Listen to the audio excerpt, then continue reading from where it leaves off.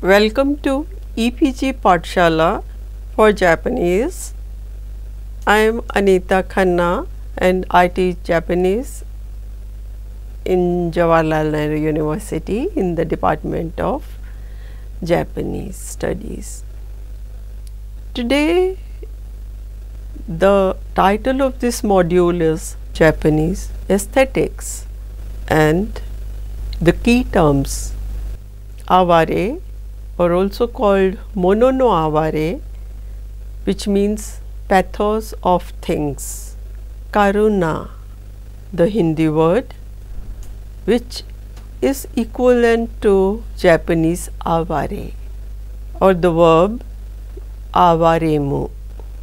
Wabi, which means elegant sobriety, and sabi, which means sabishisa, that is sabishi, which is missing something or nostalgic, but also which means something rustic, and also it can mean tranquility.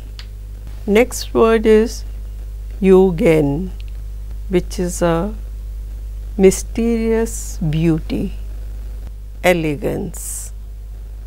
Kigo. Kigo is a combination of kisetsu and kotoba. In other words, seasonal words. Makura kotoba, the pillow words. We move on to the main content. The Japanese aesthetics, in other words, what is beautiful? The expression of beauty in any culture may vary from one art form to another and from culture to culture. As it is said, I quote, "The beauty lies in the eyes of beholder." A Japanese artist search for beauty in monochrome paintings, garden landscape using sand and pebbles.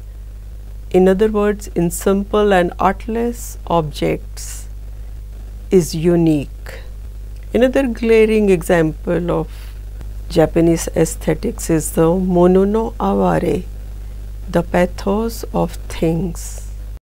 The Japanese sense of beauty must have been influenced by the parameters of Chinese traditions, especially in literature, due to the dependence on Chinese script, that is Kambun. In the ancient Japan, the Japanese must have developed their aesthetics or what is beautiful, but one can surmise that when the Chinese model prevailed in all spheres and regarded as the benchmark for the superlative, be it arts or architecture, in all spheres, this influence could also be corroborated due to the fact that among the bureaucracy, court officials in Japan, the scholarship in Chinese literature, especially Chinese poetry, and their ability to compose poetry was a decisive factor for entry into a successful career. The introduction and dissemination of Buddhism in Japan and their interest in the vast corpus of Chinese translations of the Buddhist scriptures must have added another dimension of grandeur to it. Although the poetry collections like Manyosho represent the evolution of poetic techniques from the primitive narrative poetry that represented the sentiments of a community rather than individual poet, onto the refined forms by developing techniques like Makura Kotoba. Yet in the absence of any preface or suffix, it's very difficult to written, one can feel the beauty in those poems, but it is difficult to comment on it in the absence of any written text or comments by the compiler. In the beginning of 10th century, when Japanese traditions experienced the blooming of its native traditions of being a culture which no longer was dependent on Chinese script, one finds the mention of Japanese concept of poetic beauty in the famous preface of Kokin Wakasho, which was scribed by the poet Kinotsurayuki, who was a scholar of Chinese literature and poetics of his times. This anthology, like most of the other prose collections which were previously compiled in his collection, compiled in 905, Kokin Wakasho, or a collection of ancient and modern Japanese poetry, compiled in 905, the compiler Kinotsurayuki wrote a preface in vernacular Kana script. He declares clearly that it is Waka and not the Chinese poetry or what had come down as Kanshi, which falls under the scope of Japanese poetry. In Waka, although the prevalent of Chinese poetry or Kanshi is obvious in the form of numerous allusions, but as poetry, Waka had been regarded since its inception as the most important art form and gained popularity since there were increasing number of opportunities among the aristocrats to compose poetry and show their skill in the poetry parties called Uta Awase. So for this reason, the nature and seasons and how it is perceived must have occupied the poets of Heian period. What is the origin of Japanese poetry? It is said that this poetic compositions was first sung since the time immemorial when the heavens and earth were created, when the first man Izanagi and the first lady Izanami tied the nuptial bond under the floating bridge of heaven. Later on, this song was handed over to the subsequent generation through the words of Princess Shita Teru. As I said, the term mono no aware predominates the Japanese poetics and the sense of beauty. What is the sense of beauty, especially in literary works? What is the meaning of mono no aware, which is regarded as the key word of Japanese literature? Here the dictionary meaning of aware refers to the verb awaremu in Japanese, which means something pathetic, sympathetic, etc. Needless to say, the feeling of awness of things is attached to mono no aware. It arouses this awness of things when seen in the context of Indian rasa theory or Indian aesthetics. It is close to the feeling of karuna, the emotion eulogized as one of the virtues of Bodhisattva. Motori Norinaga, who lived in the period between 1730 to 1801, which is during the Edo period, was a scholar of national learning, Kokugaku in Japanese.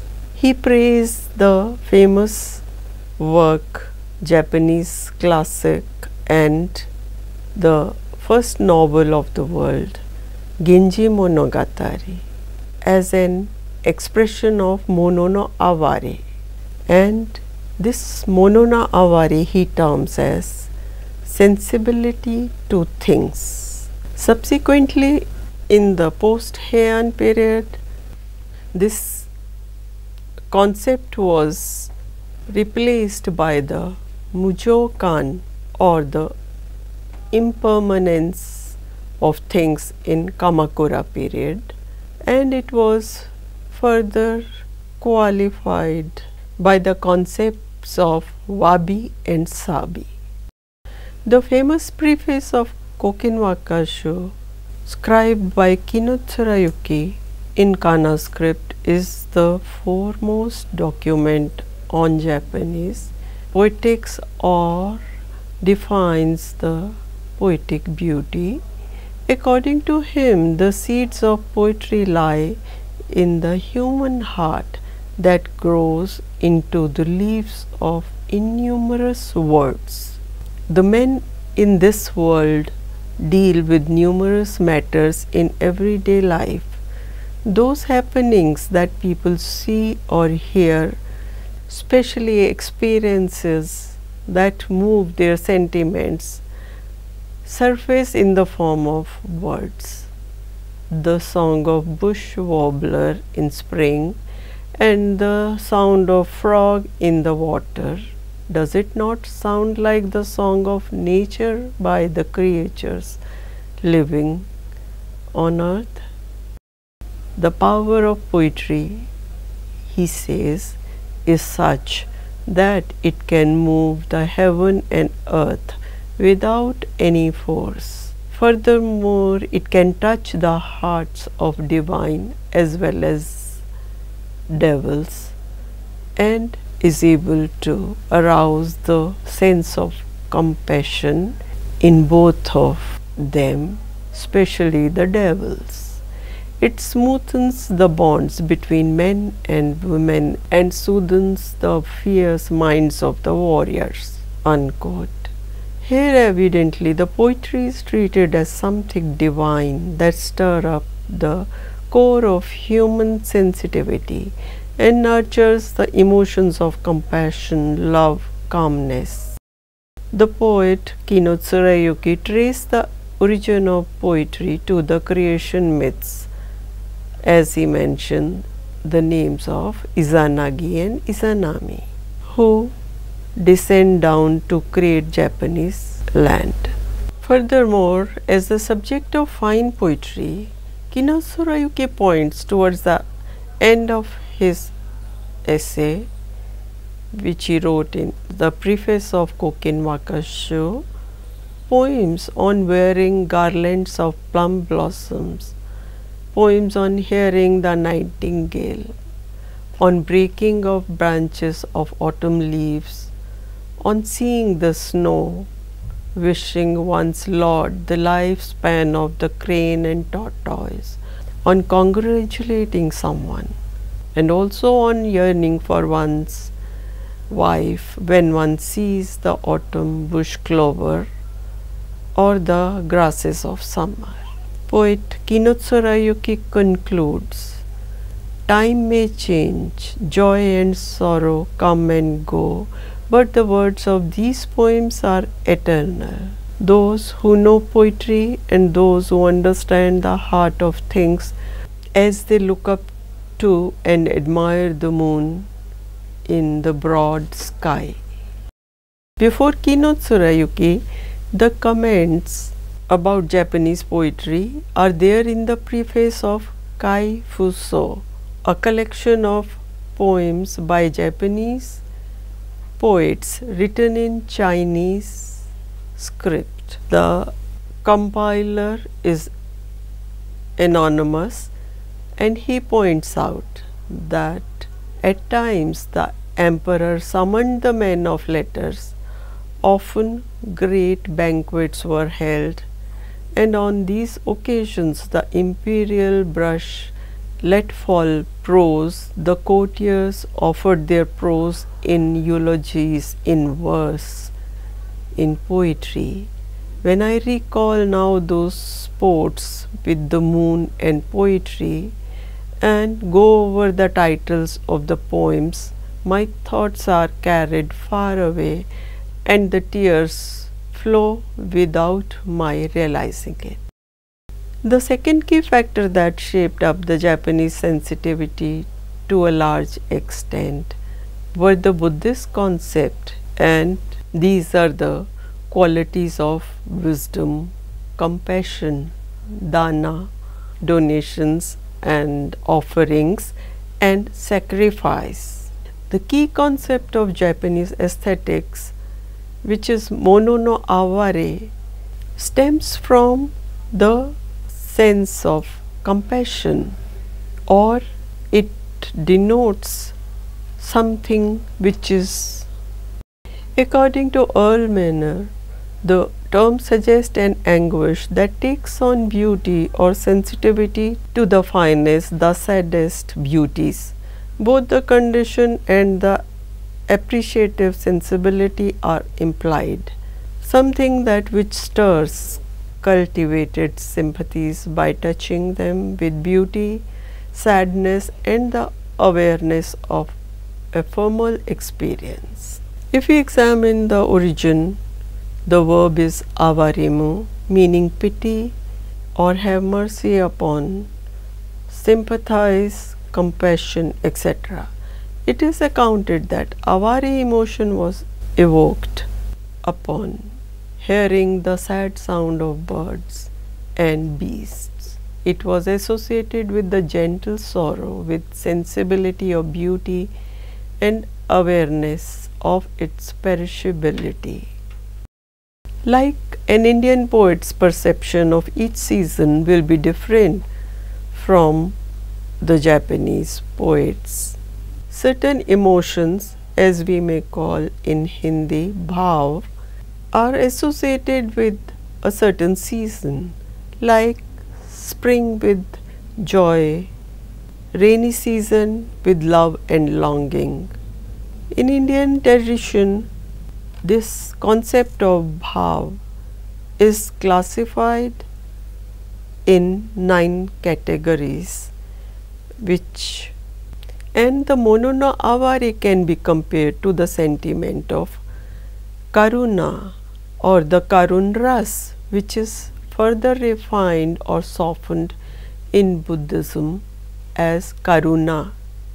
In Japanese aesthetics, the inherent characteristic of human emotions are almost parallel or universal, but in the court poetry of Heian period, it was essential that the emotion was expressed in such a way to create a colorful atmosphere, as emphasized by Kino Tsurayuki.